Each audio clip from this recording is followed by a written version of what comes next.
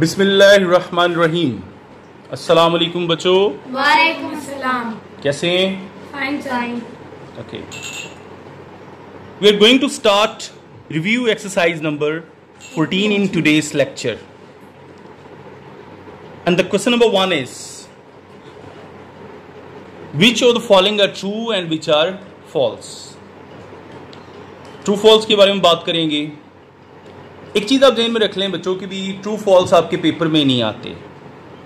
9th 10th के standard में true false नहीं आती। लेकिन ये जो ट्रू फॉल्स आपको रिव्यू एक्सरसाइजेज में हम करवा रहे हैं, ये एमसीक्यूज में कोई शॉर्ट क्वेश्चन बन के और दूसरे नंबर पे ये कंसेप्ट आपका बिल्ड करेंगे उस चीज़ के बारे में। ठीक है, तो इसको आपने एज अ ट्रू फॉल्स नहीं करना, एज अ शॉर्ट क्वेश्चन और एमसीक्यूज के हवाले से तैयार करना है।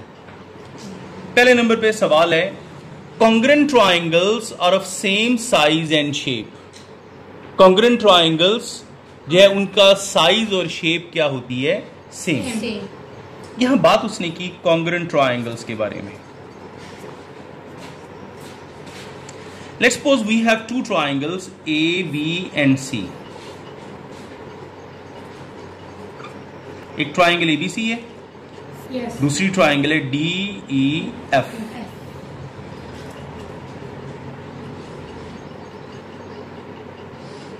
If corresponding sides and corresponding angles are of same measurement,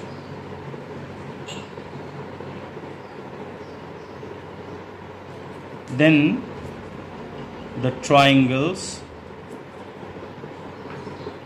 are said to be congruent.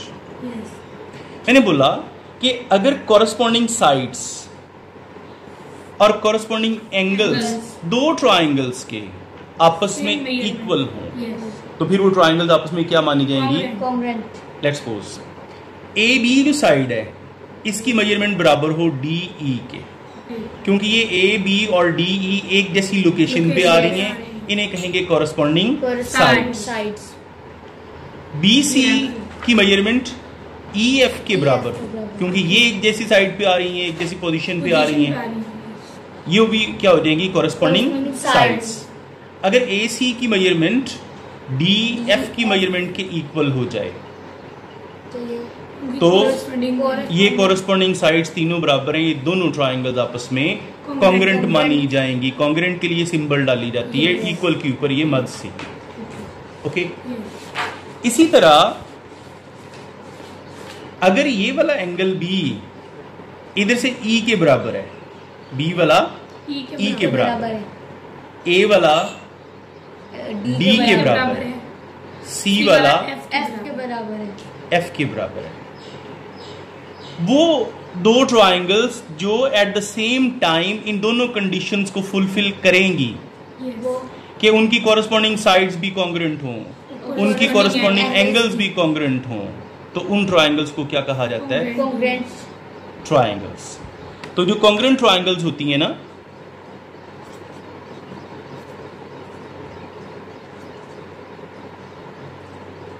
Are of same area. ठीक है, उसका एरिया क्या होता है? मीन उसका जो साइज क्या होता है? सेम होता। समझ आ गई सी इसकी? क्लियर? अच्छा, अब उसने पहला जो हमें ये दिया हुआ है ट्रू फॉल्स कि congruent triangles are of same size and shape, क्योंकि उनकी साइज भी सेम हो गया और उनकी शेप भी, क्योंकि एरिया सेम होने की वजह से साइज एंड शेप तो खुद ब खुद ही सेम हो जाएगी, वो खुद ब खुद क्या हो जाएगी? सेम हो जाएगी। क्लियर हो गया? तो इसका मतलब ये हुआ पहले वाला ट्रू हो गया। दूसरा क्या है?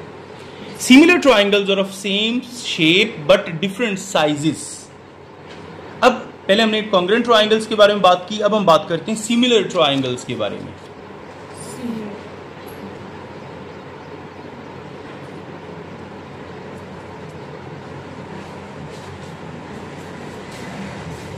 Similar triangles. अच्छा, सिमिलर का मतलब होता है मुतशाबा, क्या मतलब होता है? मुतशाबा। मुतशाबा का मतलब क्या होता है कि जो एक जैसी दिखें लेकिन उनका एरिया मुख्तलिफ हो। एक जैसी दिखें लेकिन एरिया उनका मुख्तलिफ। फर्ज करो मेरे पास दो इक्विलेटरल ट्रायंगल्स हैं,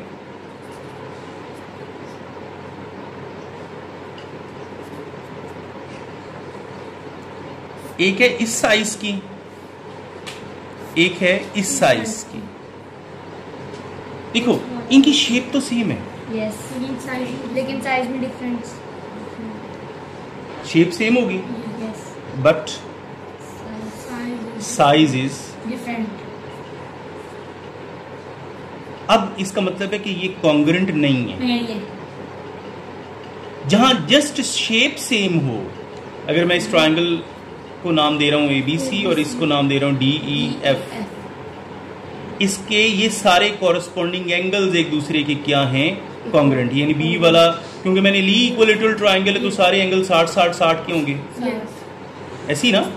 क्योंकि इक्विलेटरल ट्रायंगल के बारे में बताया था, वो इक्वी एंगुलर भी होती है, उसके सारे एंगल्स भी इक्वल होते हैं, तो इसके भी सारे 60-60-60 के हैं। समझ आ गई इस चीज की? यस। तो जहां पे एंगल्स बराबर हों, शेप सेम है लेकिन साइज क्या है? डिफरेंट, तो वो कॉन्ग्रेंट नहीं होती। उस समय उन ट्रायंगल्स को हम लिखेंगे triangle ABC is similar with triangle DEF। यानी ये सिमिलैरिटी का साइन है, इसे बोलते हैं साइन ऑफ सिमिलैरिटी।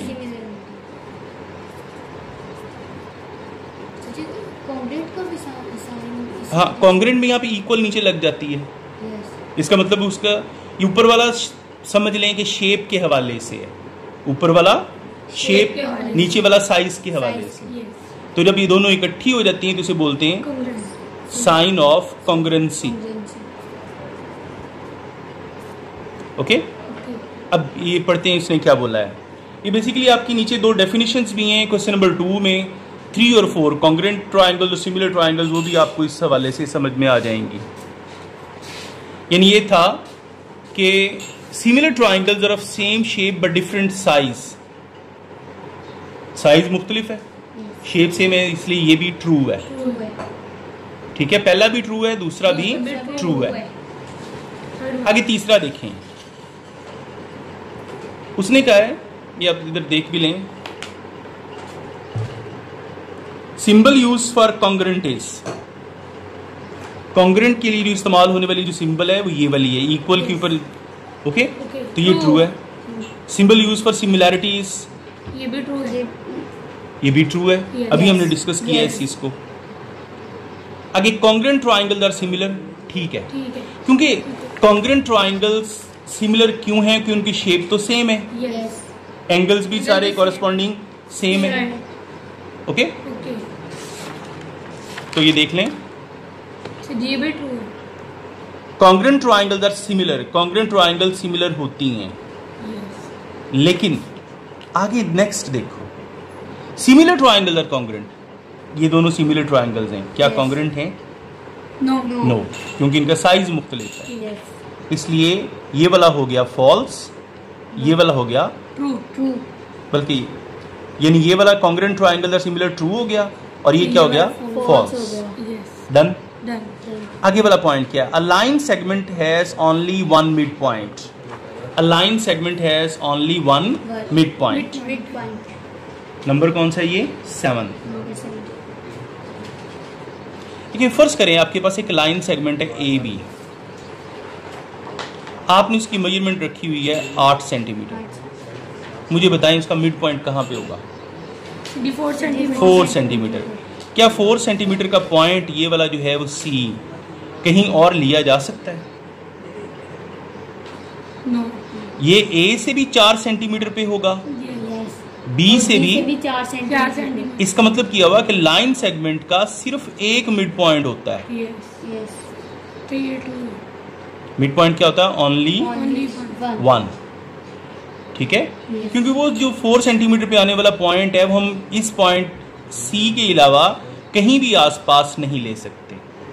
अगर हम थोड़ा सा इधर लेंगे तो ये बढ़ गया, इधर लेंगे तो ये बढ़ गया, दोनों अनइक्वल हो जाएंगे। अनइक्वल केस में मिड पॉइंट अवेल नहीं होता। ओके, अच्छा आगे देखें,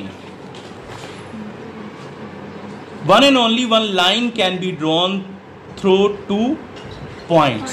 उसने कहा कि सिर्फ एक ही लाइन ड्रॉ की जा सकती है 2 पॉइंट्स में से। इधर देखें, अगर आपके पास एक पॉइंट है ए, दूसरा है बी, आप अगर चाहें इन दोनों पॉइंट्स को मिलाने वाली लाइन ड्रॉ करें तो एट द सेम टाइम वो सिर्फ एक ही ड्रॉ की जा सकेगी। ये देखिए, ये लाइन जो पॉइंट ए और बी को मिला के आगे जा रही है, ये एल के अलावा मुमकिन ही नहीं है। इस लाइन एल के अलावा, क्योंकि अगर हम फर्ज करो कि ए से गुजारते हैं ये लाइन इस तरह, वो बी को टच नहीं करेगी। बी से गुजारते हैं ये वाला, तो वो ए को टच नहीं करेगी। इसका मतलब है कि 2 पॉइंट्स हों तो उनको मिलाने वाली सिर्फ एक लाइन हो सकती है। नाम उसको जो मर्जी हम दे सकते हैं। डन। अच्छा, तो ये स्टेटमेंट फिर क्या हुई, ट्रू या फॉल्स? उसने क्या बोला था, one and only one line can be drawn through 2 points, true हो गया। ओके। अच्छा,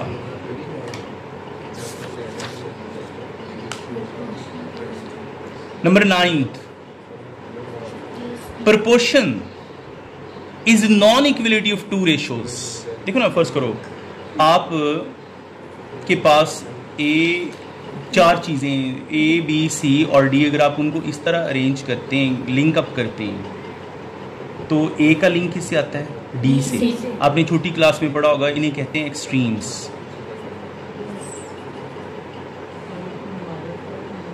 और B का लिंक किससे होगा, C से। इन्हें कहते हैं मीन्स। जब आप इनको फॉर्मूले की फॉर्म में राइट करते हैं तो आप लिखते हैं प्रोडक्ट ऑफ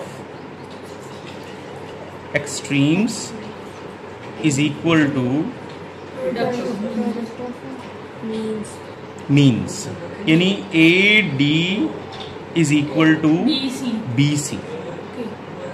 ओके, तो इसको हम इसी चीज को हम यूं भी लिख सकते हैं, A/B is equal to C/D। ये हो गया equality of 2 ratios.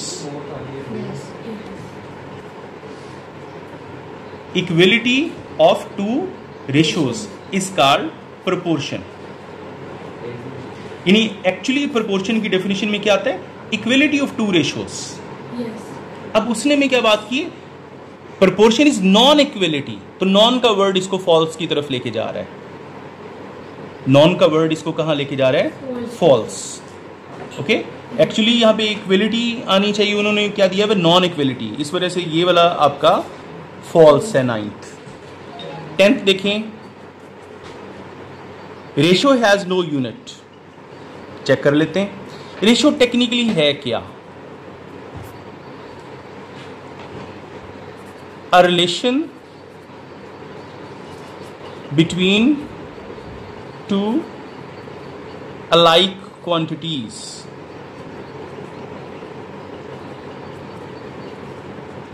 with same units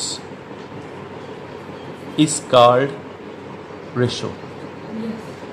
यानी ये देखिए मैंने क्या लिखा, एक ऐसा रिलेशन जो 2 बिल्कुल एक जैसी क्वांटिटीज के दरमियान हो, जिनके यूनिट्स भी क्या हो, सेम, उसे क्या बोलते हैं, रेशो। ओके, अब जरा चेक करें, मेरे पास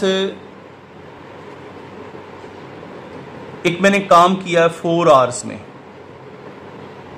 ओके, फिर मैंने उसी काम को दोबारा परफॉर्म किया तो मुझे लगे 3 आवर्स।